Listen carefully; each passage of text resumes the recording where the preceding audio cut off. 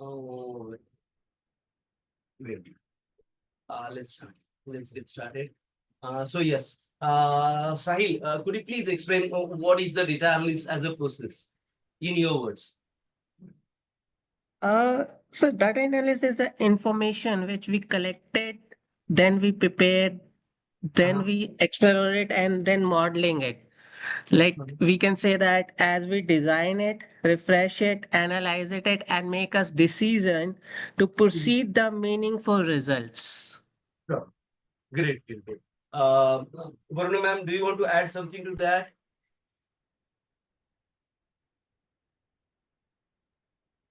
Varuna ma'am, could you hear me? Yes, Hello. yes, I can. Sorry, yes, I can hear you. What is data analyst overall? Analysis, sorry. Hello? Yeah, could you please, explain what is data analysis overall? I'll just stop this. What is data? Analysis. I Data. don't know. You are breaking up. 1 second. Let me rejoin the Zoom again. Okay, sure. You're breaking up quite badly. Let me rejoin some 1 Yeah, second. we are here only.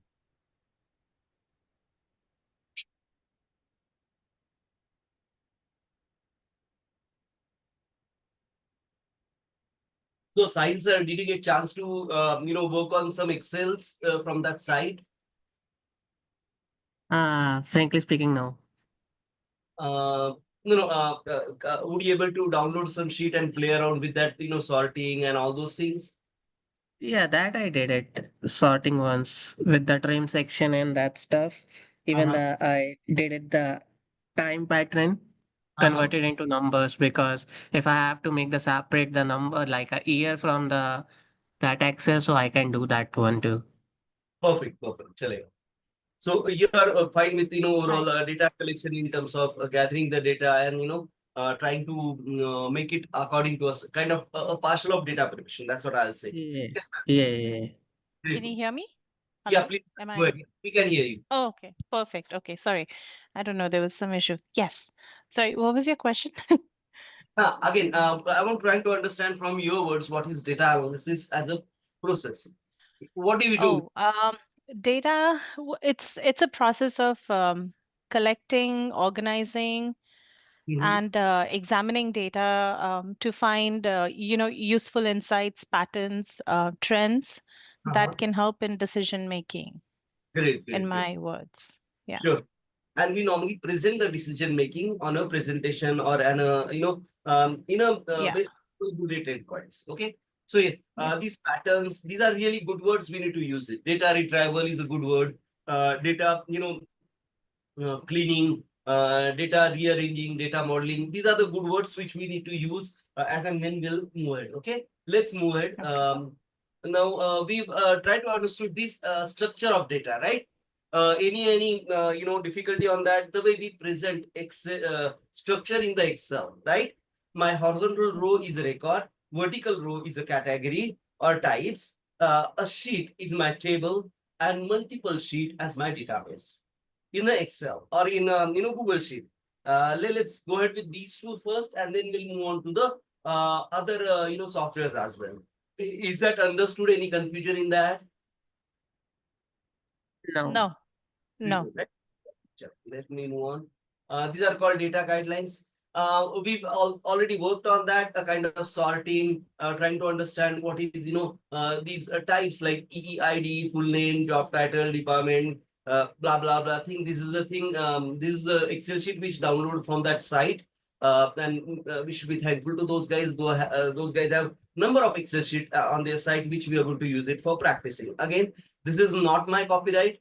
They have just shared it for practice, okay, and so on and so forth. So this is the overall wherever we need some sort of a sheet to practice, we normally go there, we download, and there are a few other sites. I'll also guide you on that, so don't worry on that part. So this is how we basically did a bit of hands-on on Excel, whatever version we have, be it anything above and beyond 2008 will do. There are a number of facility features formulas added after 2008 version of Excel. 2010 is best. I'm using 2013. Office 365 is the latest. It's a live version, online version, cloud version, where you get the updates in a real time. So whenever Microsoft push the update, the server gets updated, and your Excel sheet, your Word, and all those documents are moved to the latest version. That's the beauty of that thing. But it's a cloud, so software as a service model. We call it SaaS model. So if somebody asked you, have you used SaaS with Excel or Excel on SaaS? That is software as a service. That's a cloud, Office 365 or Google Sheet. Google Sheet is also SaaS. Could you understand software as a service? Could you remember this thing? SaaS, as it's written normally. Yes. So please do remember this thing. If somebody asks, have you used a SaaS version of any spreadsheet?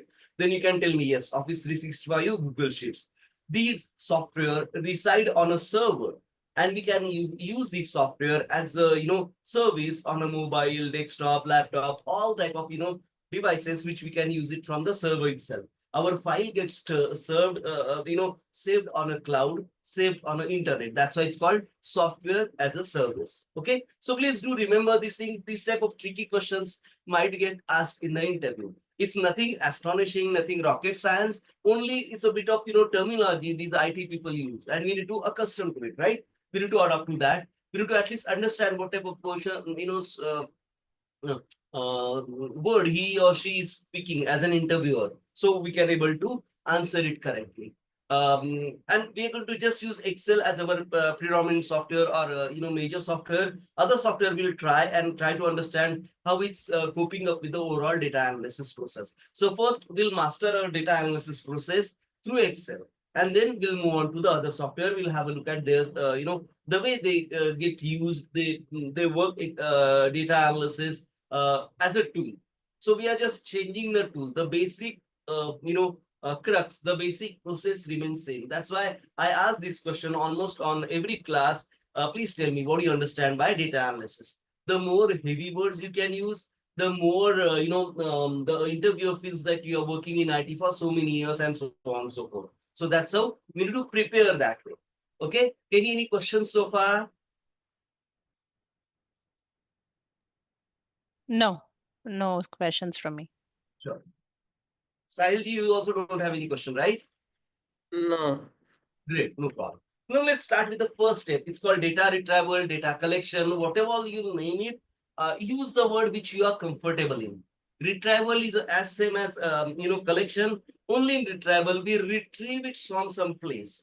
It's like you are pulling the data by your command from some other places, other than your computer or some pen drive, some different thing. So that's what they call retrieval. Like I retrieved milk carton from my refrigerator. Retrieve in the sense I open there's a process involved, of course. I open the door, I capture that milk carton and take it on my table. So that's how I retrieved that milk carton from my refrigerator. Similarly, here we retrieve the data by some means. We'll have a look at that means, and then we also have a look at what type of different databases we have, how we do it bit differently, and so on. So first and foremost, there are a number of types of data we normally talk about. We had a look at CSV, right? Okay, Sahil, sir, sorry, I think I might have forgot to mention CSV is common comma separated values.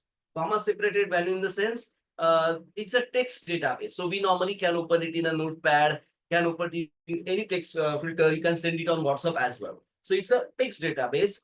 The data elements are separated by tab.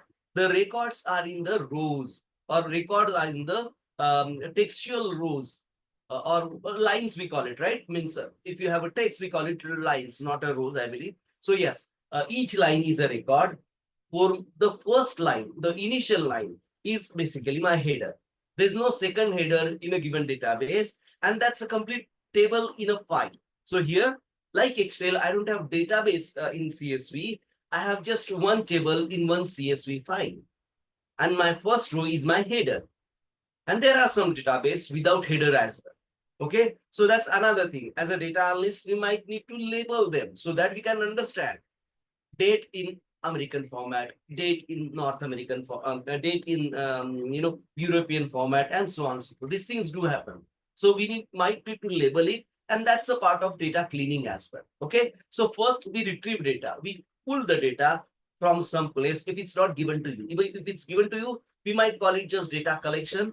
So there's a very thin line of difference between data retrieval and data cleaning, data um, selection or data collection. Okay, these means almost one and the same thing, but there's some minor differences. We don't want to barge on that. So let's. I believe you understand, right? What I'm trying to say here. Yes. Yeah. There's no technical difference as such. Linguistically, yes, there are differences. These are the different word and so on and so forth. Okay. Now we need to understand what are the process understood by the participants discussion. In a scenario, whoever is collecting data, he or she must have some sort of authority, some sort of credential. And how do we do distribute credential across ITE? We have a username, password, we have server name. Like Gmail, like I type gmail.com, then it asks my username, asks my password. If it's OTP, then you also give me an OTP and so on and so forth. So this is a kind of connecting. So for retrieval, you need to connect. In our normal example, taking milk out of a refrigerator, the connection happens when you open the door. So after you open the door, you know if the data is there or not, if the milk carton is there or not. So this way, here, there is a process of connecting. So in the retrieval, there could be a process of connecting, there could be a process of authorization, there could be a process of search or list, and then there could be process of giving a command to retrieve the data, the database, the tables from multiple places as well. So these things do happen in terms of data retrieval process. So most complicated data retrieval process are, you have given 3 servers, 3-4 servers, you given 3-4 username, 3-4 passwords, and whenever you log in, you connect to that server, you go to a specific directory, you might use a software called file transfer protocol, FTP. Again, these are all software given to you, installed on your desktop, PC, laptop, whatever you are using, and there you just have to enter these server name, then it will connect to the server, then it will ask for your username, your password, and in the difficult scenario, you might have a key to be entered either as an OTP, or there is a small token given to you where the key comes in numbers. So like 6-digit, 8-digit, and so on and so forth. So you have to enter that token. They call it token rather than OTP. And then you get connected. You might browse through some directories like file manager and all. It's similar to file manager. Select some tables, select some database, and say download, copy, retrieve, and so on and so forth. So these type of software are given to you wherever you need to retrieve data in the most complex process. The most easiest process, on your desktop laptop, there'll be a folder called so and so, name of your project, name of your work, and blah blah blah thing. So all the data might be residing there. The data can be, as I told you, CSV format, XLS format, XLES format, and there are a few others we'll learn on the way. Or .SQL format. That's a kind of SQL database, and we'll come to that also. We'll practice also. So don't worry on that part. But there are a few number of formats given to you as a database, as a number of database sometimes. Does that make sense, or am I speaking too technical for you? No, that's fine. You know, the Excel one that you said, the XLS and Excel something else, they both are Excel, correct? Yeah, they are both are Excel. Some Okay. is older 2010 before version, and the others are 2010 after version. So those are the Okay. now, because those are attached with something called XML. We'll learn what is XML also. It's called it's a tree structured database. So it's a more structured database. Previously, we used to have less structured database, which used to have occupy some more space. So this is more efficient. So that's why we use the Excel ESIB. Let me check out the version of file again. So if I open Excel, there's Excel. Okay, here's Excel. And if I open, let's say this employee database, you might not be, okay, let me share the complete screen so that you can have a look at that. Could you see my Excel sheet? Yes. Yes. So if I do file, Come on, file, save as, and I'm saving hands-on practice. Well, this is Excel Excel SX. assets.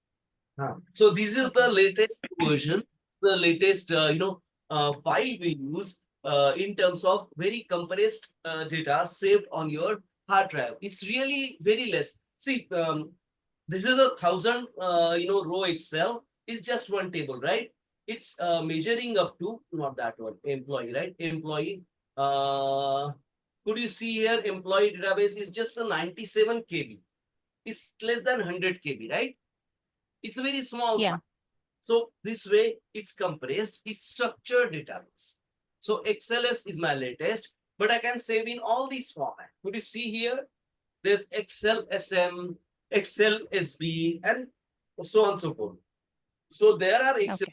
XLS, which is the older version, which is somewhat non-structured and non-compressed, and that's how. And there are a number of other versions also. Here we could understand CSV. We can understand TXT. Okay, and these are all different type of versions available here. We can have a look at it. But the first one is the most we use right now, and that's what we're going to concentrate on. And there are some bit of conversion we'll go through. Whenever we learn these new things. Okay, let me come back to my presentation. So that's a kind of retrieval we are talking about. So we retrieve this data on different types of data, right? If you look at the image on the right side, there are some sort of a database given here. Okay, so there's a central database, dimensional database, network database, multimedia database, web page as a database, document management system as a database. Let's take a minute and try to understand what are these different nomenclature means. Now these are nomenclature worked on the way the database is stored. So central database is have just one copy of database, so stored at one place. Dimensional database, there could be multiple databases separated in terms of format mostly. So that's why they call it dimensional database. Network database, the database spread over network. So this database can be spread over, and this is also called decentralized database. This database spread over 4-5 server, 10-15 clients, and so on and so forth. Multimedia database, the database which includes image, movies, audio files, and so on and so forth. There are other medias as well, like virtual reality files and so on and so forth. That is normally stored as a multimedia database. Then web page as a database. Okay, web page as a database in the sense you have different web pages from where you retrieve the data. So in a given page, let's say I'm trying to retrieve some news. I want a news of the real-time news. So what I do, I pay some money to some great news services like CNN, Reuters, and there are a number of media houses where they sell their news via textual CBS file. These are normally CBS file which are normally get compressed up to 99% and can be shared effectively, efficiently within seconds because these servers are also busy. Like ourselves, there could be millions such users who have subscribed to these news feeds. They call it news feed. These are normally textual database or XML files, mostly CSV file, sometimes XML files also. Okay, CSV file where we don't have images, audio, or movies. But nowadays, as every news feed, they have their videos, right? They have 1 minute clip, they have 30-second clips, and all those things. So normally they share this file via XML. In XML database, there will be a reference to an image, and that image will also come with the data stream downloading to your server. I know this is a bit difficult to understand right now because you might not use any data service provider till now, but this is a part of data analysis. Sometimes you analyze real time. Let's say you are working in a big corporate house, and they are want to keep updated with the latest seasonal environmental challenges. So how they do it? They normally subscribe to these seasonal information services, or they call it weather information services. So like that, every city, every major city in North America, they have at least 3 or 4 such service providers. In St. Louis, there were 8 service providers in 2013. Now there could be 10 or more. I don't know. But this is how it happens. So what you do, you normally subscribe to 3 or 4 such service provider and you collect the data in XML. You get the data in your Excel file and try to understand the variation between a range. Let's say temperature from so many Fahrenheit, so many Fahrenheit. So I'll decide if it's a warm day, if it's a cold day, if it's a normal day, it's a pleasant day. So then I'll go to the humidity section. So if it's a more humidity, means there are more clouds. If it's lesser humidity, there will be lesser clouds. So clear sky and blah blah things. Then clear sky gives you lots of sunshine. So I can infer from that that there's a lots of sunshine today. If there is a rain, the probability, I say there are 60% chances of rains, scatter rains, something, or there are 90% chance of heavy rains with thunderstorm, with winds. Yeah, wind is another factor. So wind speeds and wind directions are normally mentioned in this weather forecast, and we can convert it to a summarized inferences which are given to this corporate house on each morning or each first half of the day and shared across so that everybody knows what type of weather we are talking about. These are specifically prevalent in media houses, specifically prevalent in transport business. Like I used to work for Enterprise Rent a Car. So there, whenever you hire a car, they used to supply with these details. So today is cloudy. There are lots of chances of rain. So please drive slowly. Please take care of those hydroplating. Hydroplating is a phenomenon in North America. Wherever your car crosses some 35, 37 miles per hour, your car tries to run on water. So there will be very good chances of cars getting skidded if you apply brake instantly. These are called hydroplating. So whenever there is a rain, we need to worry about such phenomena. Wherever there is ice, we used to worry about the car skidding.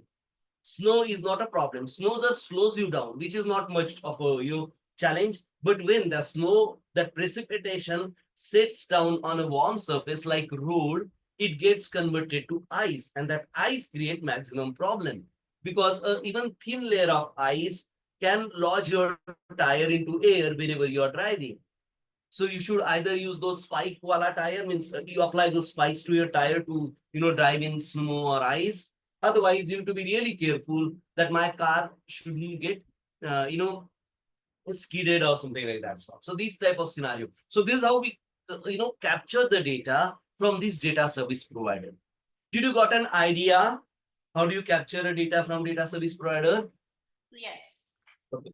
We're going to basically do a hands-on workshop on that also, so that because quite a good number of opportunities are there in these media house, travel, logistic, or courier companies where they keep a keen eye on something, something like weather satellites, weather data feeds, and they also send updates to a certain region saying in St. Louis to Kansas, you're going to have a heavy shower.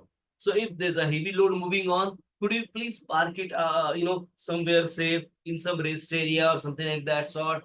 And this type of, what you can say, warnings, this type of information to be shared with the truck drivers, the truck traveling company, the courier company, and so on and so forth. So this way, it's really critical for quite a good number of business nowadays. They keep a keen eye on weather satellites, weather data feed, even news data feed.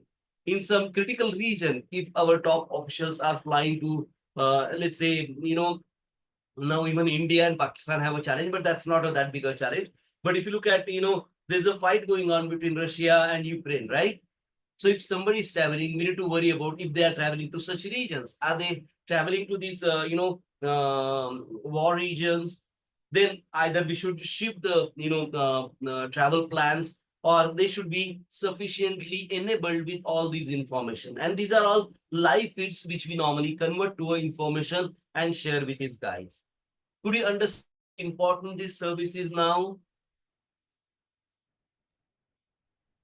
Yes. Yes. Similarly, this happens with Corona. Whenever Corona pandemic, take place, there are few areas which are more, which got more patients than fewer. Means there are areas in North America where corona never strike, or there are hardly very few, patients across hundreds and hundreds of miles. But in cities like New York, LA, even Chicago, St. Louis, these are all highly populated, what you call dense cities. There are major outbreaks of corona within these cities. So that's why they've started all moving around. They started, what you can say, they closed all the shops and everything down, and they tried to not to come together for that infections, and all those guidelines have been regularly, what I can say, shared with all these peoples via such data feeds. And that's why there was a good number of increase during corona time to have a look at these data feeds, so that I can plan my visit, if it's allowed by the states or not, and so on and so forth as well. That's why these type of fields are very critical in some pandemic, war zone, or extreme weather conditions as well. And nowadays, these are more like humans. So even these weather satellite, we convert the weather satellite data directly to human interface or human English like instruction nowadays. So there are even data coming from satellite directly converted to the news and shared across. Previously, we used to depend on the weatherman, news channel, and all, right? But nowadays, no, you can get these updates within seconds. So you don't have to wait for a minute also for that matter. So it's really improving the way the technology is moving. It's really improving. All these, driverless cars or self-driving car, they get these data feeds directly. They have a mechanism of getting this data feed mostly from their server. Like Tesla, they have their own data feed, which is given to the car's computer in terms of the inferred values. So what maximum speed should we achieve? In case of rains, the service provider clearly tell the car, hey, don't go above 32, because at 35 you'll start hydroplaning. And this thing happens. I don't know which versions and all, but this is they are all already practicing such scenario in some automated devices, which is really helpful. Then we also collect data based from So sorry to interrupt, but so the weather app, the apps that we have for weather, right. that is also part of this, like it connects to the satellite and information. Like we don't really need a weatherman on when we have those weather apps telling us how the weather is going to be. Right. Specifically, I'll mention two names. I'm not marketing for any company here. There's a weather.com and there's a accuweather.com. Yeah, AccuWeather and weather. Yes, those are the These ones. the data service provider. Once you download the app, right? So it's a Yeah. data analytic mechanism on your mobile. And whenever the data feeds get updated, once in a minute for weather.com in India, and 2 minutes for AccuWeather in India. In US, it could be 30 seconds or 10 seconds. Again, depending upon your region and all, and depending upon the criticality of weather change also. In LA, as a coastal city, there are few weather changes. In New York, coastal city, very few weather changes. But Chicago, the weather changes drastically. In St. Louis, these are non-coastal city. The weather can change drastically. Means one moment you might be at 35, the next moment you can be at in the vicinity of 75 degrees Fahrenheit, and so on and so forth. So literally, I've seen a 1 day temperature going from 37 to 78. It's really drastic temperature change. Means a guy working outside might get a headache because our body is not accustomed to such changes, right? So that's why these things do happen. And sometimes they give this warning to outside worker. They call it outside worker. I don't know it's a right name or not. So for all outside workers, specifically those municipality guys, those road worker guys, they'll guide on this scenario by this temperature difference forecast. This is really great thing, believe me. And this is the technology we are living right now. And this is all a part of data analysis. And this is the best example to give. If somebody asks, could you give me example of real-time data analytics? So you can give them this example. I have a weather.com application. I have an AccuWeather application on mobile, and it gives me a real-time analytical, inferences saying the temperature in the evening should be in this range.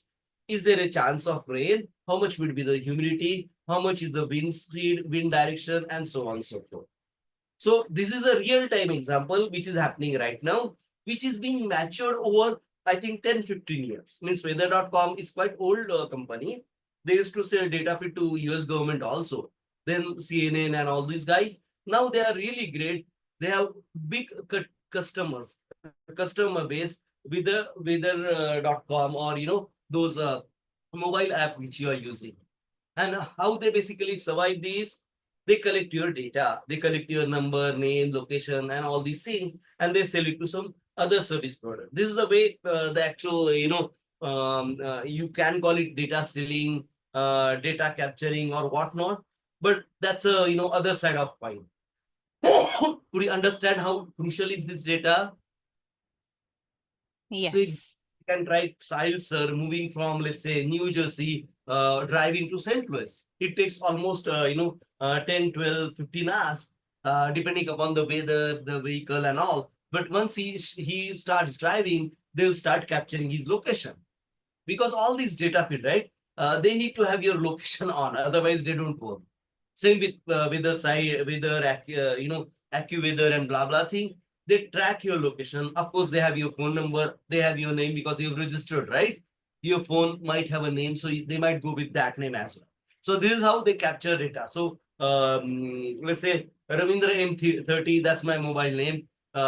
Started driving from Mumbai to Nagpur on such and such time, such and such data. So whenever he comes near Nagpur, they might, send me a couple of notifications. Hey, Ravindra, this is nice hotel. Hey, Ravindra, why don't you have a tea? Why don't you have a, MACD, burger, and so on and so forth? Because all those guys are paying to these guys of sharing them these, information or whereabouts of a particular user. Well, I'm not that rich, so that whatever they give, I go to that place and start eating or something like that. But there are people which normally keep a tab on such, they call it newsfeed or notifications, and follow them to the dot, saying, okay, wow, I should eat something because I've seen that Burger King sign. And they go there and they have the food. So they get some sale in terms of these new customers. And that's how they basically make money. And this is a kind of what I can say, data storing, data capturing racket, which we need to understand as a cycle of data analytics as well. And that's the other side of the coin. You might say bad, worse, ugly, whatever you want to call it, but yes, it's a part and parcel of life. Everybody stores some data. Everybody try to get a hand on that data and try to use it for their business. Okay, don't feel bad about it.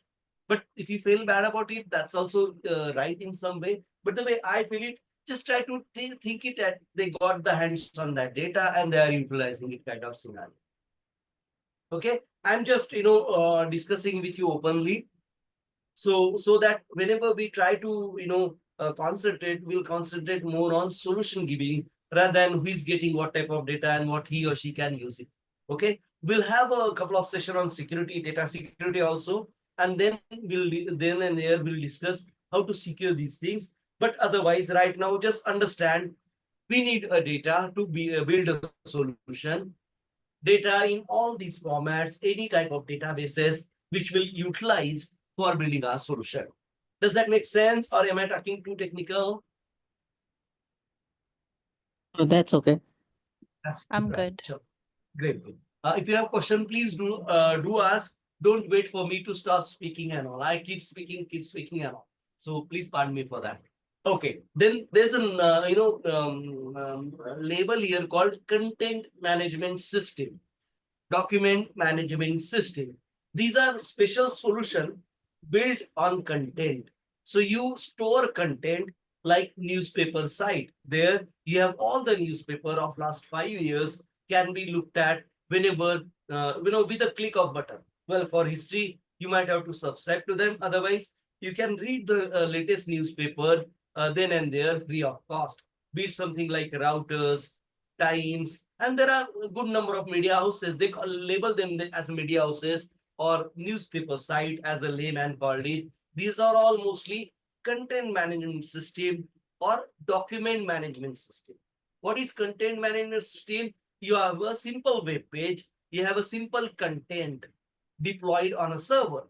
You read it, you can store it on your laptop, desktop, or your device, or whichever you are working on, and you can utilize it, right? And these are basically freely shareable content available.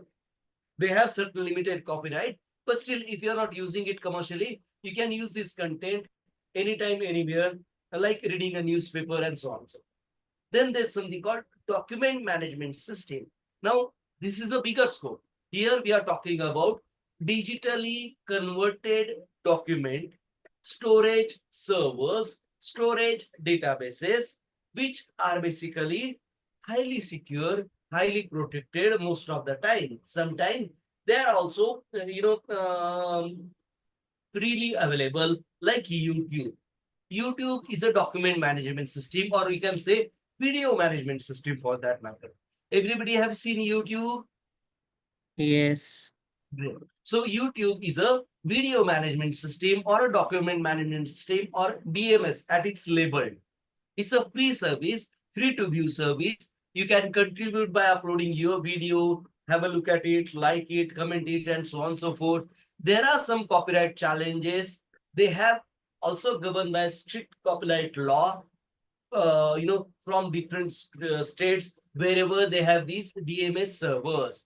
Like if they have a DMS server in California, the California state law of copyright and patents will be applicable to that server.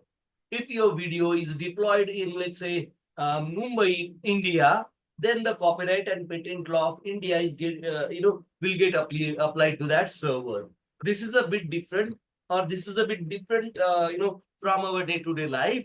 We'll discuss about copyright patents sometime, some other time. But right now, just understand, whatever you create, you author, right? Your artistic picture, your novel, your stories are owned by you as a copyright. So for 20 years, they couldn't be copied by anybody else and use it as their own. So if Varuna ma'am writes a novel, it can be 10 page, it can be 300 page, or vice versa. And Ravindra copies that text, or Ravindra by any chance get the hold on that document text, and Ravindra changes few words and start getting printed and start selling it, right? Which is a wrong thing. Do you agree? Yeah. Yeah. Yes. So in that way, there is a basically law which is already applied, implemented on each and every server. Whoever creates is a owner, unless and until he or she is paid by the employer. Then the employer is the owner of the copyright, the patent, the trademark, and blah blah thing. Copyrights are basically artistic or literally nature. Patents are more of a processes, or process designs, or process steps, and blah blah blah things. The trademark is basically a label or a trademark. Microsoft has a MS as its trademark. Tesla has this T as a trademark. That different T, right?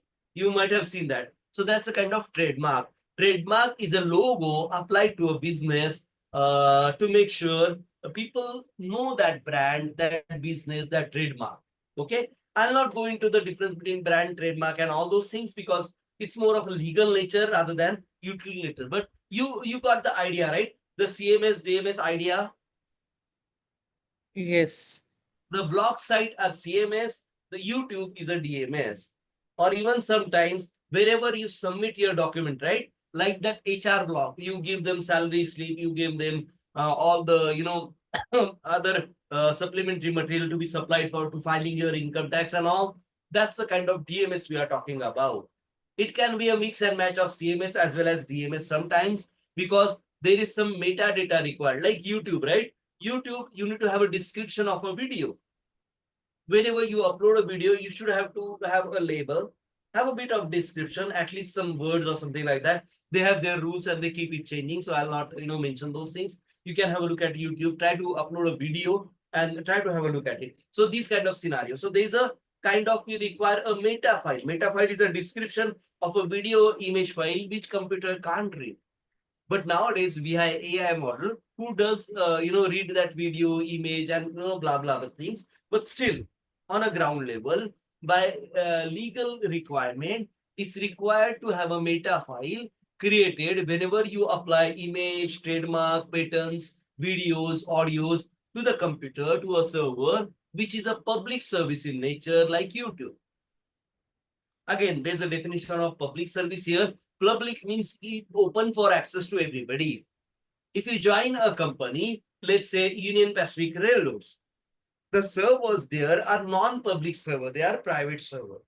Public server means if I can access that server outside without having any credential, those are public servers. Could you understand public and private? Yes. It's like public transport and private transport. Private transport, the car I own. Public transport is a bus, train, plane, and so on and so forth. Okay, so that's a kind of data we are talking about. So CMS, DMS. Do you got a fair idea of CMS, DMS here? Yes. So these are also termed as a Yeah. database.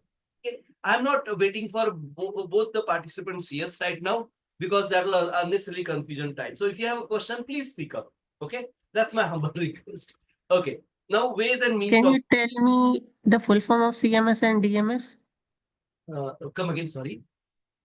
Can you tell me the full form of CMS and DMS? On the By the way, they ask. yeah, yes, sure. Content management system, that's for CMS. Document management system, that's for DMS. Okay, got you. And if you get a time, you might go to YouTube and have a look at what is CMS. And there is good tutorial on CMS, DMS, their overlaps or differences and all those things. Okay. If you have any questions, let me know. Again, we use it as a database. So CMS, the content is a database. The novel written by Varuna ma'am can be my database. The news the news deployed on CMS site, a CNN site or BBC site, pardon me, is my database, right? Because I'm capturing the data from that BBC site and referring it in my, let's say, blog, saying it today, GDPR have released new, new benchmark on privacy level measurements and so on and so forth. GDPR is a European privacy benchmark agency respected globally. GDPR, have you heard of GDPR? Anybody? GDPR. Okay, let me give you No, the. I don't know what it is. Okay, let me tell you. It's not very crucial, but this is kind of GD adhering requirements of General Data Protection Regulation. There's a North American version and there's a European version. This is the main site. Could you see my web page, right? This is their main site. Complete guide to GDPR compliance. It's a compliance which is required by all data sharing companies. There are levels of such audits. There are levels of such certification which you need to apply to a given company. So if you have what you can say, there are many companies who publish results. Let's say results of healthcare progression in Midwest region. What do you mean by healthcare progression? There are healthcare services provided by state or federal government and their efficiencies. So how many patients have been admitted, how many patients have been cured by these services is basically the efficiency of those services. And these are measured by some data analytical company like MAG, Data Force, and so on. There are thousands of such companies. These all companies are governed by these GDPR laws. So general, what was, okay, let me read Journal that. Data Protection Regulations. Yeah. Just remember this thing, because some tricky interviewer, they might ask you GDPR. It's really a big word. Whenever you start using any data commercially, right? There are these laws to be followed and to the letters. Okay. I know this because I do, prosecute quite a few GDPR, audits or GDPR, what you can say, irregularities also. So that's why I know this thing. Even I practice in intellectual property like copyright, patents, and trademarks. So GDPR is in line with them. So whenever you're taking anything as a data from any place, they are bound by this GDPR. And whenever you put a request, right? So your browser, your mobile will tell them, hey, this is Ravindra from Mumbai, trying to access your website, trying to view the BBC News right now. And they normally maintain these logs of user who are visiting their server to read for free for or paid services and so on. So Information. for to gather information, to copy information. Um, you can use that information for yourself for learning free of cost, and that's a general GDPR. So your data can be shared with universities, college free of cost. But whenever somebody wants to use it in their financial report, in their kind of business strategizing and all, they have to pay certain amount. It could be as simple as $30 a year. It can be as good as 2 million license or something like that as well. Again, these are all laws. These are all commercially viable solutions already got matured over last 40-45 years. So they know how to use this thing. Even a book, right? Say if you write a book, let's say on physics, you write a really good book on Newton's law of physics. You know Newton's law of physics, right? All those 3, 4, 5, whatever number of laws Newton have written, and you publish it.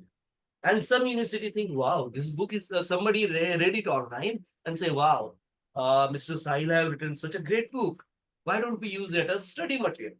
So what the university will do, university will contact you by phone, email, later and whatnot.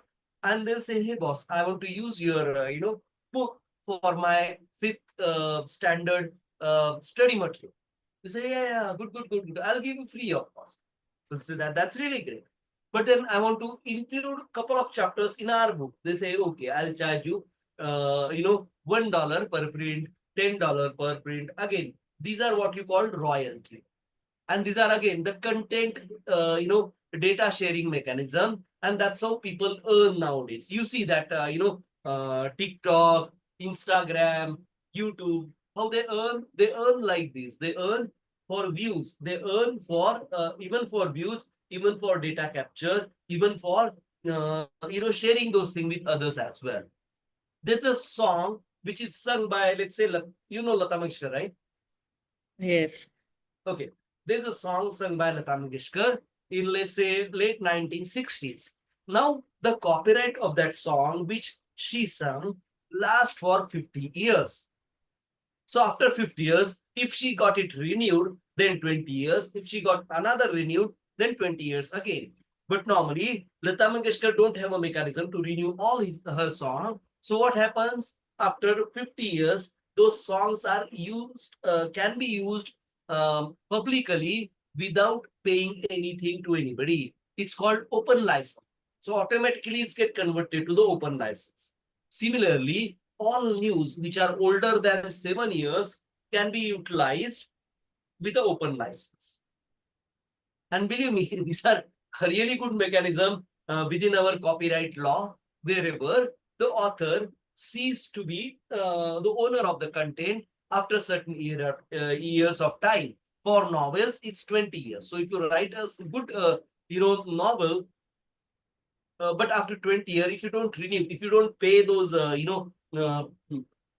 copyright registration guys, it's hardly anything. It's like, I think around $60 or something for a novel. I think $30 or something for a song. Again, these might be the old, licensing renewal fees. Now it can be double, triple, I don't know, in North America. But overall, this is how the mechanism works. So for older song, before 50 years, I can use it commercially also. So like all these Instagram video, right? If you select the older song, you don't have to pay any royalties. But if you select a new song, let's say from Arijit Singh, from, Madonna or whoever guys who are, sung the song between last 50 years, they are protected by these copyright law. So you need to pay them some royalty. It can be as less as 50 cents. Some songs are for 2 cents also, but still you need to pay them that much amount and get their permission to use the song while performing online or sharing it commercially. Whatever you release video on YouTube are normally called referred as a commercial video, because in YouTube, if you get more than I think 1,000 hits or I don't know how many hits, but still YouTube pay you certain amount, saying okay, now they can include their ads in your video and they can earn some money and they'll give you a share of it as well. That's how YouTube is running their business, is getting richer day by day, and that's their profitability of the business. Could you understand? And this is just the data sharing, the video data sharing. Could you understand this? Yes. So if you build a new site, this is how you earn the money. But yes, of course, you need to get number of user above and beyond certain limit, as it's governed by the state copyright and patent laws. So whenever you're opening up a business in St. Louis, it's different from opening a business in New York. There are various factors at play here, but still the earning, the profitability is different.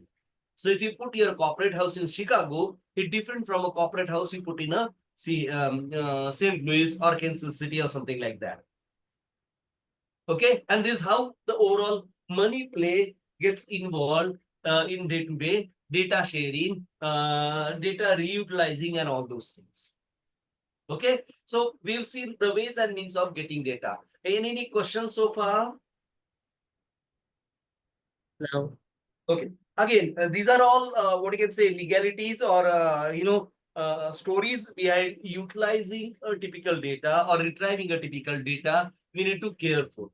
Again, whenever you join a company, there'll be a program called company induction. They'll tell you this is the service we have already acquired. We have already paying them certain dollars per year, per month, depending upon the service, and you can utilize their data in such and such places. And that's how you need to use it. Okay. So the company will guide you wherever you join. They'll guide you on which data to be used, what type of data to be retrieved without any worry. If you're retrieving data from any news sources, you need to notify such and such people within your organization so that those solicitors, mostly solicitors, or those senior guys can vouch for if the data is available in open license or is it a royalty service which we need to procure to utilize that data. Okay, then we store a data. How do you store a data? You can have a database on your local PC. You can have a server situated next to you. You can have a data center hired on a rent, procured on a rent, where you might have a 10 GB of space or 10 GB of 10 space and so on and so forth. There we can store this data. What, where, again, depending upon the licensing fees, availability, and all those things. Even the data transfer efficiency comes at a play here, because if you are working with a larger amount of data, the transfer speed might hamper your decision making process as well. Are you with me? Could you understand what I'm trying to say here? Yes. Yeah. Because so data storage selection is also a very critical part. Right now, not for us, but overall, when you're trying to build a solution, we need to think about data storage where accessibility, availability, backup, store, and so on and so forth. The data criticality and protection is also a big science, believe me. There are lots of companies who have make billions and billions of rupees of data criticality and protection. Can anybody tell me what is data criticality and protection? Or what do you think of data criticality and protection? As a person, I use my mobile, I use my bank account from my laptop, desktop. Should be protected? What do you think? Can you hear me? Yeah, I think the data should be protected. It's, it could be confidential. It can have social security numbers, phone numbers, email, Okay. bank account details. Great idea. Thank you, Ben. So what is data criticality? Criticality is a kind of priority. Whichever data I hold, right? I need to make it protected, or I need to protect it from everybody using it. There are some data element which I can share with my family. There are some elements I can share with my friends as well. But some element I like to keep it for me only, like my bank account password, username, my credit cards, and so on. So car keys, I can give it to my family, give it to my friends also sometimes. Rarely, but yes, in North America, it's very rare. In India, it's very common. So one car is normally shared by family always, or a joint family. So it's a big family kind of scenario. But still, so the criticality is how critical that data element, that asset is to you, and how you want to protect it. Why I'm saying asset? Because data is an asset. Asset in the sense whatever you acquired, whatever is valuable to you, and you might have paid some amount to acquire it. So that's a data.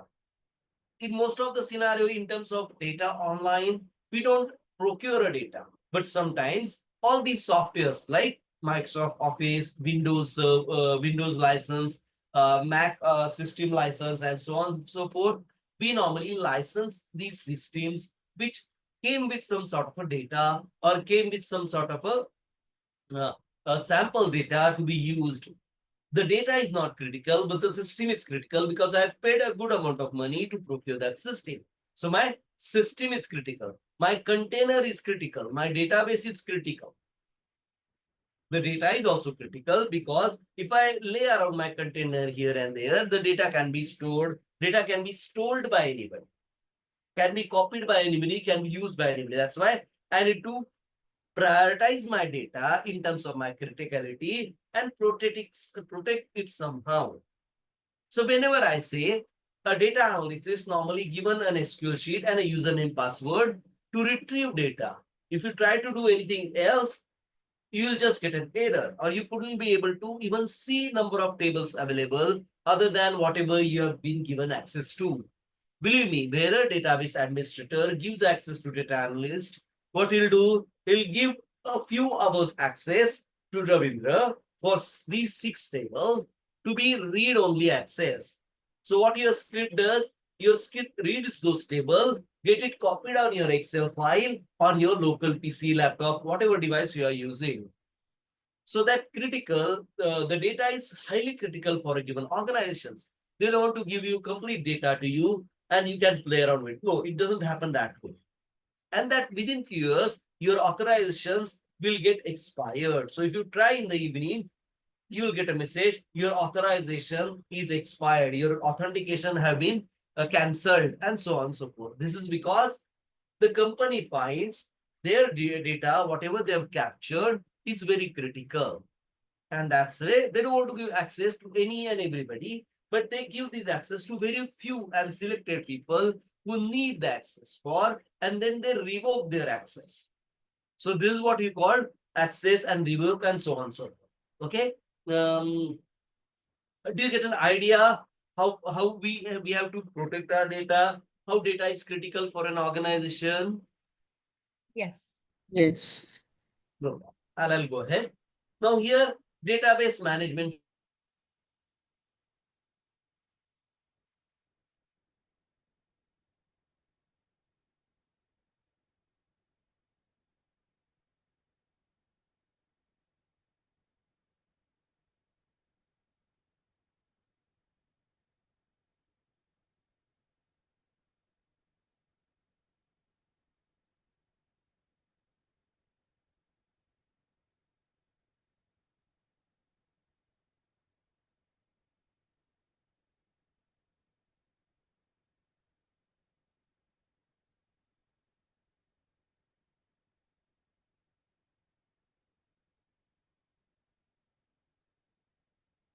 Hello. Hi. Yes. Maybe I sir lost it. Sorry, I sorry. think Lost. okay. Oh, I thought my laptop is hanged. No, no, no. The connection, I don't know, it says poor connection and just disconnected. Pardon me for that. Yeah, please go ahead. No, sir, you are going to for a database one slide, so that's why I was thinking. Okay, how do you store your phone address book? Have you ever backed up it anyway? Have you ever backed up your phone address book? Backed Yeah, up your like phone? Huh. Yeah, science sir, please go ahead. Varuna ma'am, just give me a minute. Yes, science sir, please go ahead. uh, what you say is I can't get it, so that's why I'm saying today. No, no. Have You say you about ever, backup, right? yeah, address book backup, your contact backup? Have you ever tried to do it from your phone? Yeah, I tried it. Uh, I tried it in my Gmail and sometimes I do my iCloud too. okay, great, great. So you know what it is. Have you ever, Yeah, got, I able to access it when I change my iPhone. On that time, I am easily able to access it, so my data does not lose anything and it's saved there. Whenever I want to change, like want to use on laptop or anywhere, I can easily use it. great. Good point. What about you, Varuna ma'am? Yes. Yeah, I use Mac and iPhone. So yes, many times on the iCloud or even Gmail. Mhm. Great. Have you ever tried to convert that to Excel file or something? Or try to read that database from any other source? No, no. Other than the G Drive, like using Google Right. Docs, that I've accessed it using phone as an app or other laptops and all, but not Excel file particularly. No, I haven't. Okay, Excel file, Google Sheet, same thing, no problem. Yeah. Please try doing this thing because what happens sometimes, I don't know, the online data might get corrupted, lost, or the new phone is not compatible with the old and all those things. This thing happen. So what I do as a person, once in a 6 months, I download those things and convert it to Excel and store somewhere. It's a small file, not big deal. But still, I get a what you can say. I get a I feel good so that my data is stored and my local drive somewhere of my all addresses and everything. So it's But a kind of how can you able to store store the images, the mails data into the Excel? I can understand about the phone context numbers and some of the text you can do that, convert right. it into Excel. But how you able to do the images with stuff by one click or something like that? No, for images, yeah, you need to build some sort of a retrieval and conversion. We will come to that slowly, steadily. But right now, Okay. trying to understand how the critical data is stored by me or is basically get converted to my local drive and stored, to get a kind of calmness, to get a kind of, my data is secure even if, Google does something with my database or my new phone is not compatible with the old and all. Because from a CBS file, you can easily convert the contacts to any phone, normal. Means be it Yeah. iPhone, Android phone, BlackBerry, and those all those phones. But still, overall, I'm just trying to understand if you try to do this conversion of data conversion of the most critical things like mobile contacts, and that's why I asked this question. Okay, so Okay. nothing special. We will learn it one day. Slowly we'll get there. Don't worry. But yes, we can produce store images, audio files, video files as well. Okay. Now, database management system or DBMS is a normal system which is used to store data, as we seen, right? Horizontal is a record, vertical is a category. There shouldn't be any blank row. There should be any corrupted character. The first row is my header row or the label of the columns and so on and so forth. All these few rules are a part of database management system. There are a few more. Again, whenever you, what you can say, improve your database management system is a solution which we use to store our data. And there are some basic rules which we have just seen.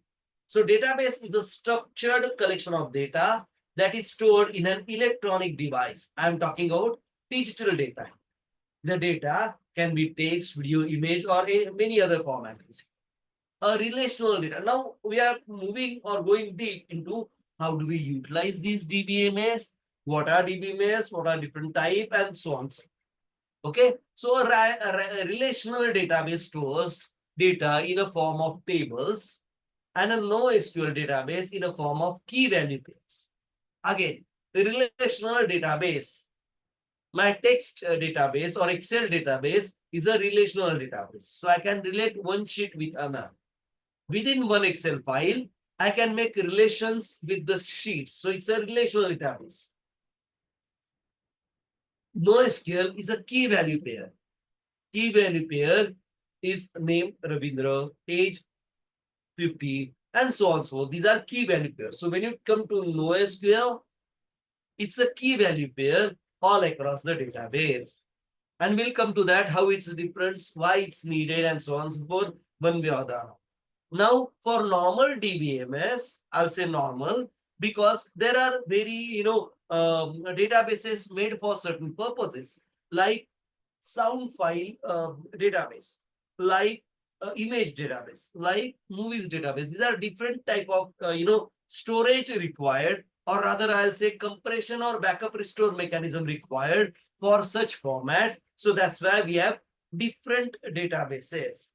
But normal textual database, be it SQL, Microsoft SQL, MySQL, Sybase, Ingress, and so on and so forth, these are called DBMS, database management system. We use a query language called structured query language. Again, like DBMS, there's a bit of structure involved in this query language. Query language is how do you question this database, or how do you retrieve, update such databases. It's called query language. So structured query language is basically a pre-formatted language which we use to retrieve data, to update data, to delete data, to create data, and so on and so forth. It's a standard language for accessing and manipulating data in a relational database. So first we're going to study DBMS and relational database. Okay, we'll try to understand how we can efficiently store data, efficiently update data, efficiently modify data, and efficiently create data. So okay, it's called CURD, CURD, create, update, what is R? Create, update, read, and delete. So it's called CURD operations normally, which you perform on the data. CURD is a normally word use, CURD.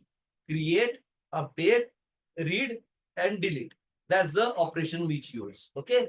So a DBMS software that allows to create, update, retrieval of data in an organized way. It also provides security to the database. Yes, database is my container where I store my data, right? Excel, right?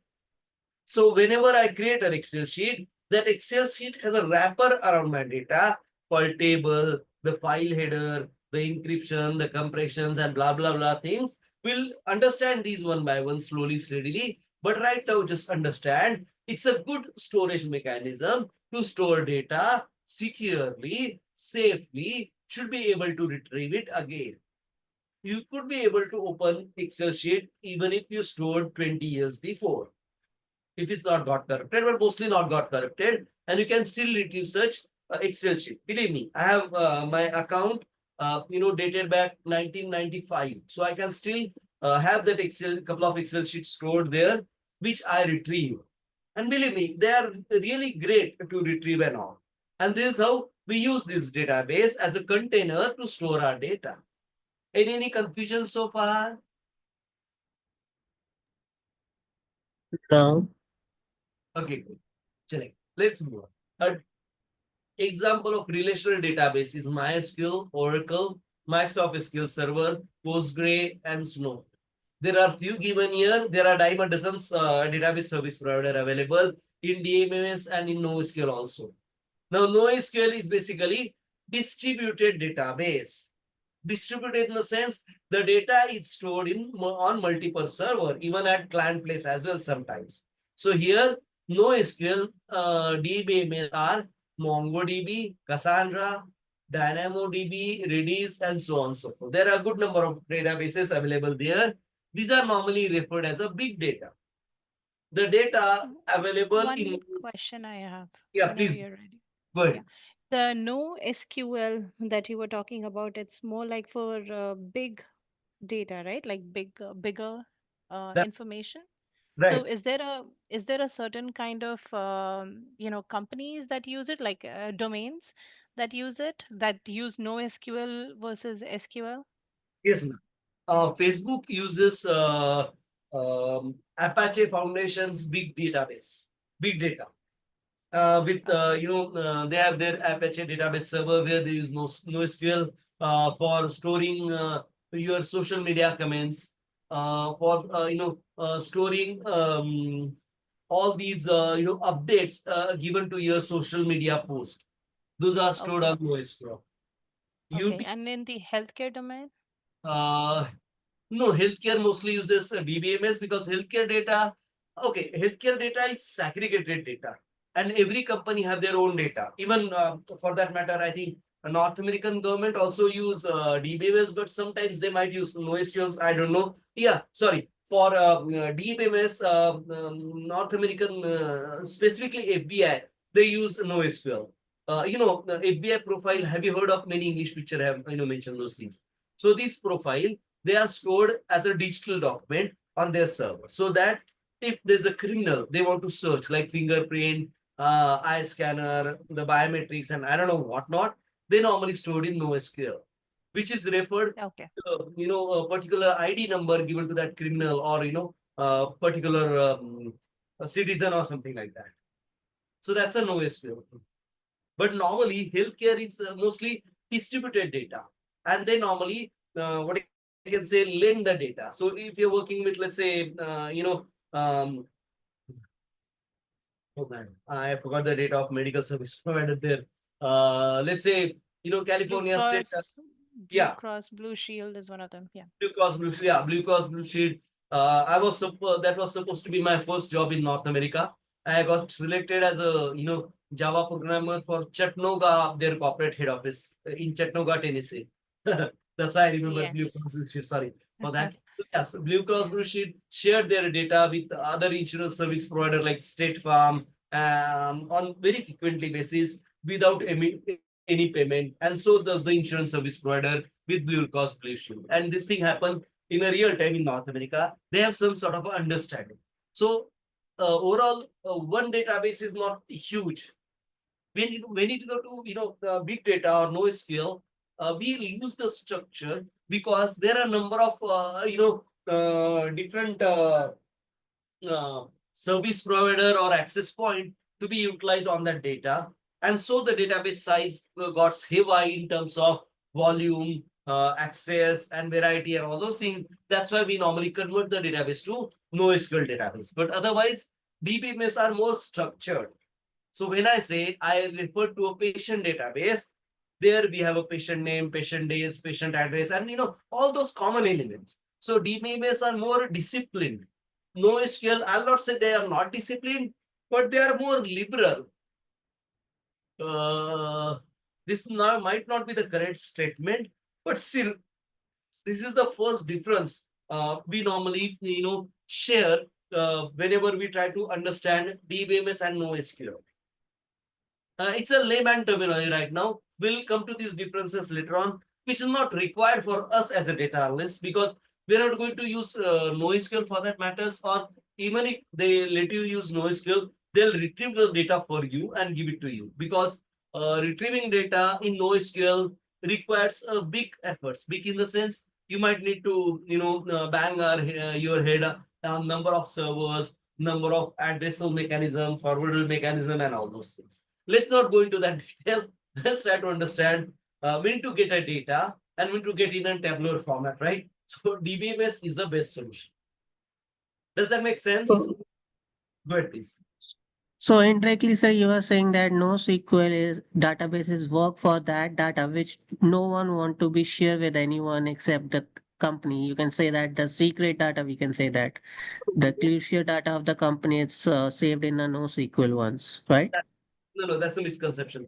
No data are a big, NoSQL are a big data. Big data in the sense they are decentralized storage. So whenever you Mm-hmm. access, all those servers should be on, right? One server could be in Mumbai, one server could be in St. Louis, and so on and so forth. Practically, this is the scenario. Whenever you use, Okay. because if you know, like Facebook have their data center in almost, I think 150, 160 countries. Means this Mhm. data locally, and that's why they use NoSQL. So if my American, comment on my social media post, right, it'll get stored in Mumbai database.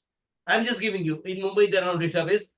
There are no data centers. They have data centers in outskirts of Mumbai, might be 40, 50 Mhm. from Mumbai, but still it gets stored in the Mumbai data center. But if I Okay. comment it on a like your post, right? Mhm. Let's say you posted a great photo of you going to a marriage or something like that, and say, wow, you're looking good, family is looking happy, really a collectible picture and all. All these data elements are stored in your local server, whatever the Facebook data center near you. And this is how they normally keep what you can say incrementing that way. And this is why these NoSQL database are basically called referral database. So they are referred and then get stored and all. We'll come to that key value pair later on. It's a bit Okay. confusing to start with, because normally data analytics analysis don't use big data. I'm just sharing with you because you should have a knowledge as a person, as an individual. Nobody will ask you about the difference between relational data, RDBMS or DBMS, or NoSQL for that matters. Okay. DBMS are mostly centralized stored data because they can be stored at a place, mostly going terabyte, petabyte, and all, but they could be stored in a single place, and that's why they're normally called as a DBMS. And nowadays, there is very thin line between DBMS and NoSQL, because there are some conversion mechanism or conversion solutions given by company like Oracle, MySQL, Microsoft SQL, and so on and so forth, so that you can convert your data to big data in case there's a your data is getting out of hand. You know how much one user generates data in North America per day? Just a guess. Any guess? 300-400? 300-400 kilobytes, megabytes. Oh, no. What is I guess 300? megabytes? No, that's too much, ma'am. Too much? Okay. Yeah, 1.8 MB per user per day. Oh, wow. Okay. These are just the average, huh? And these are given in that PC Mag. If you go to PC Mag website, they normally post this figure just to make sure whatever database administrator, designer are trying to design a data for social media site, they should take this into mind. Again, this is average. It doesn't mean like Ravindra you utilize all his 1.8 MB per day for storage. Huh? This is not for the communication. Communication is altogether other ball game. Okay, so Ravindra Pande doesn't create 1.2 every day. He or she can create, let's say, 300 by MB file within a month or so. But that's just an average mention in the PC Mag and all. Have a look at it, and you'll get all these, data calculation. Or there's a magazine called Data Quest also. So these two, what I can say, digital data analyzing companies, which are quite prominent in North America specifically. So you can go to their site and have a look at, what all the current figure.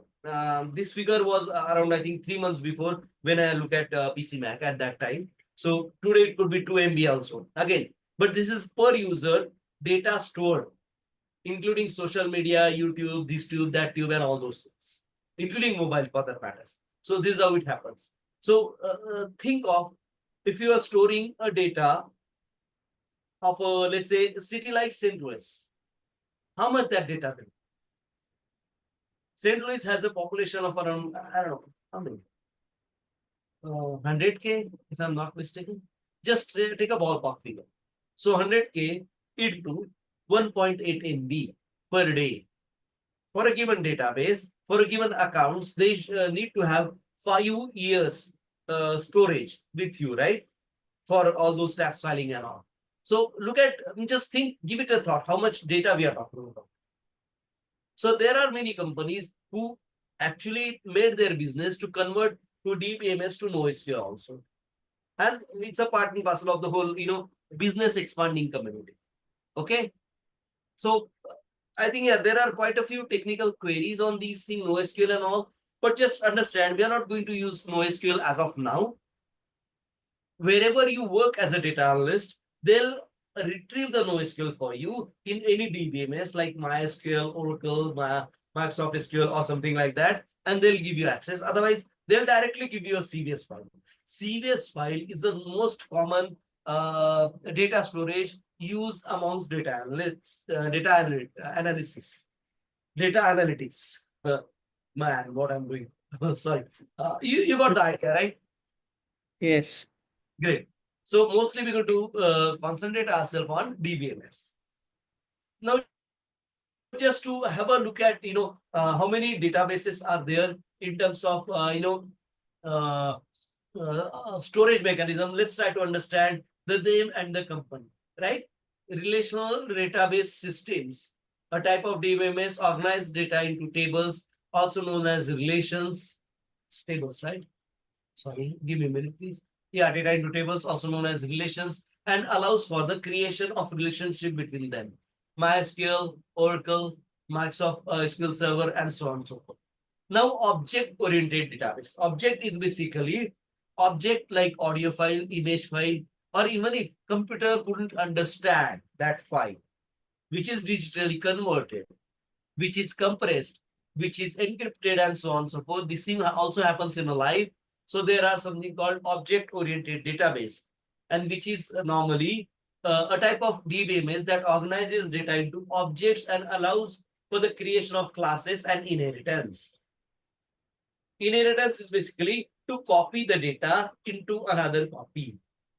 Mongo and Apache. Apache and MongoDB both are big database. Apache Cassandra.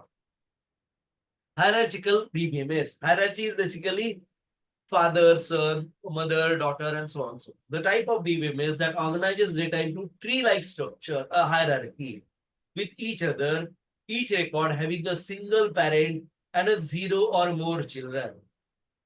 This is called hierarchical database. IBMS Information Management System, or IMS, is such a system. This is the forefather of DBMS and CMS. So they started building this, hierarchical DBMS. It's also kind of, you can say, the oldest non-regular data management system. Okay, nobody will ask you. I'm just sharing information with you. I don't know. I should be, but okay.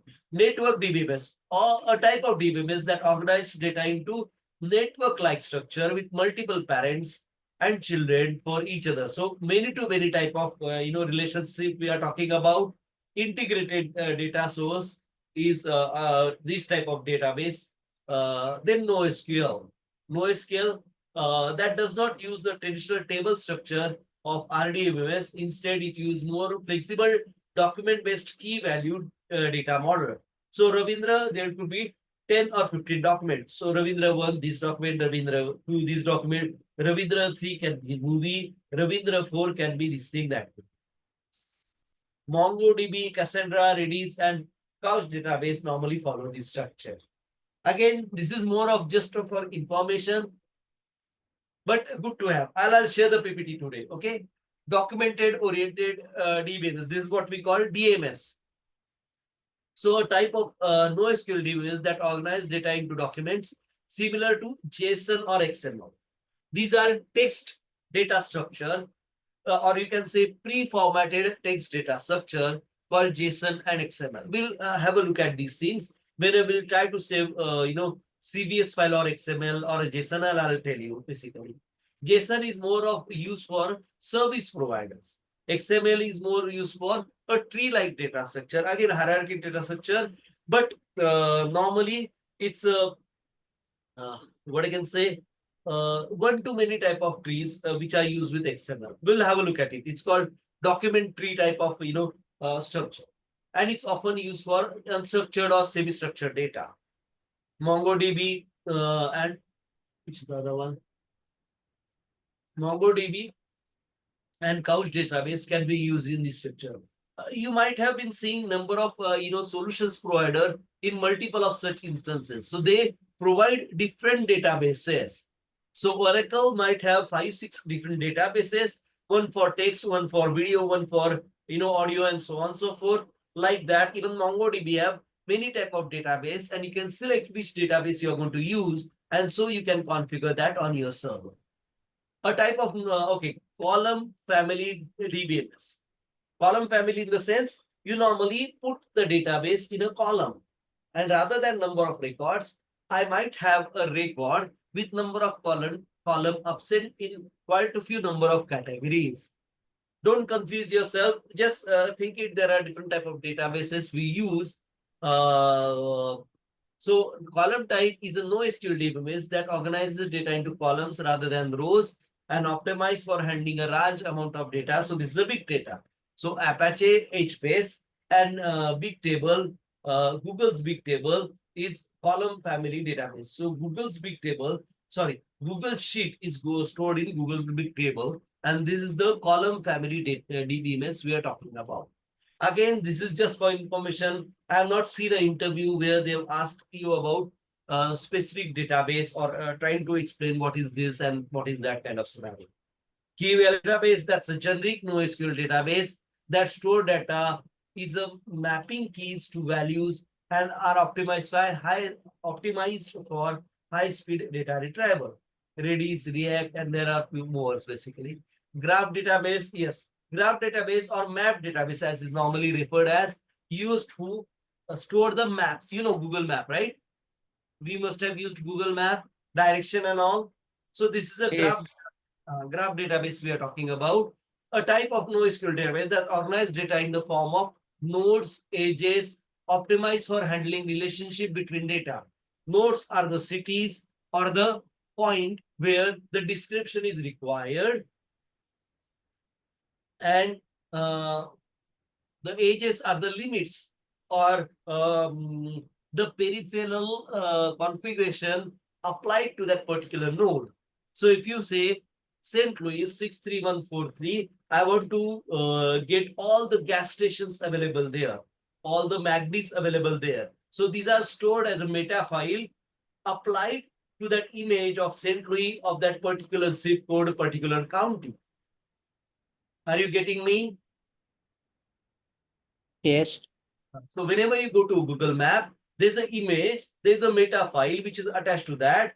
There could be multiple meta files. For a given zip code, for a given county, there could be a meta file, number of gas stations, number of hospitals, number of police stations, number of saloons, and so on. And yes, this data is stored in a graph DBMS or map DBMS. Map DBMS is easy to remember. In-memory database, these are mostly used by the cloud service provider of ERP like SAP HANA, Apache Ignite, and all. These type of DBMS that stores all data into memory rather than in a disk storage. Now, this is a kind of a new databases. Like right now, currently, the cost of the memory, the pen drive, the physical transient storage is getting lesser day by day. So some of these database, whenever you launch this or start this database, they load the database into the memory and it can be accessed quite quickly. So this allows a faster data access and it's commonly used for real-time data processing or high-performance computing. And SAP HANA is the ERP, Enterprise Resource Planning Software. Apache Ignite is also an ERP, which is open system software, which is based on big data. Can you Time give us an saving. example for the in-memory DBMS? When you say real time, could be the maps, weather. No, weather. Okay. Uh, Today's weather need to be in the RAM, but yesterday's weather might not be, right? Because that can Yeah. be because those are slower services. The faster services are basically today's weather. Again, SAP HANA, we're talking about ERP. Have you heard of SAP? JD No. Edwards, No. SAP?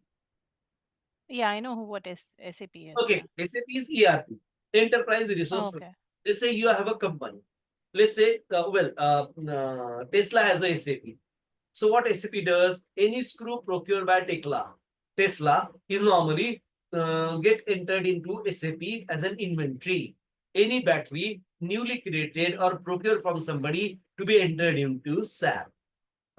Indians call it SAP. North American call it SAP. Let's refer it as SP. Sorry, pardon me for that pronunciation. So SAP is basically for every asset a company holds, including its warranty, including its in time, out time, servicing, or cost, procurement partner, blah blah blah thing. So anything related to even any office chair procured by a company has to be mentioned in the asset management system or enterprise resource planning. These are the one and the same thing, mostly used mutually. Any car procured by a company to be mentioned in this SAP HANA, SAP HANA. So what happens if a car gets sold? It's normally mentioned as an item delivered. Now, item delivered, car gets sold, right? It includes battery, this screw, that nut, this tire, that wheelbase along. How this is, mentioned, it's called bill of material. So, bill of material in the sense, it collects all the parts, lists down in a car. So, it says a container as a car. All these parts which are included in the car has been delivered. So, they are basically subtracted or removed from my database. So once it's removed, it can be stored into what you can say, permanent storage space, RAM, or transient data memory is RAM. That's what I used to talk about pen drive and all. But the actual database is like hard drive, tape drive, or nowadays even they also use these memory drive and all those things, which are kind of cheaper RAM.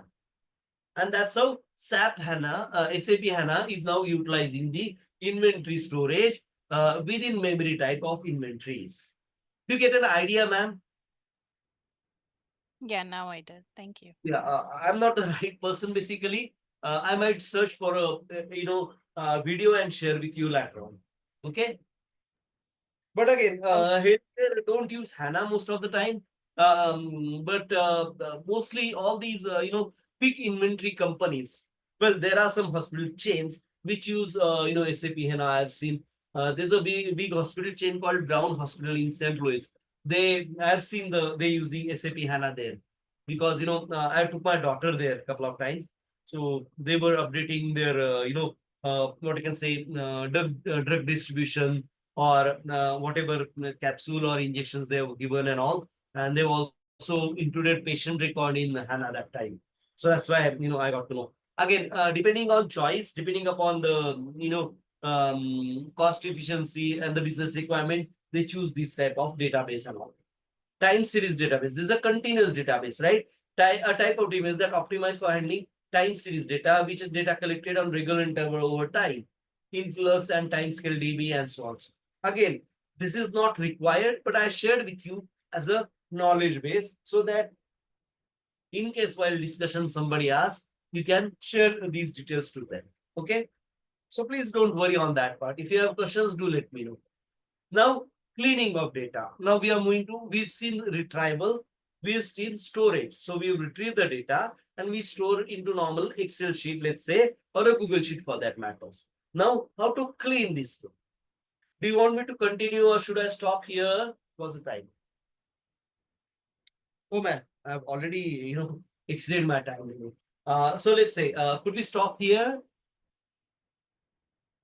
I think so. Yeah, I think Yeah. that would be Sorry, good. it is quite late, and pardon me for that. I forgot the time limit. But again, That's fine. we will see the cleaning next time. That's a kind of second step we are stepping into, and there are a bit of hands-on workshop and all those things also in this. So we will work, together on that. How we basically, kind of clean the data. We've seen retrieving. We also see another retrieval from database also. So please don't worry on that part. Okay, chalo then. Thanks a lot. I'll release this recording also for us so that we can have a look at it. Whenever there's a need, or you can have a look at it if you want to revise and all. And I'll also share the presentation also. So please don't worry on that part. Okay? Chalega. Okay, thank you. Thanks a lot. Have a good night. Thank you. Bye bye. Good night. Thank you.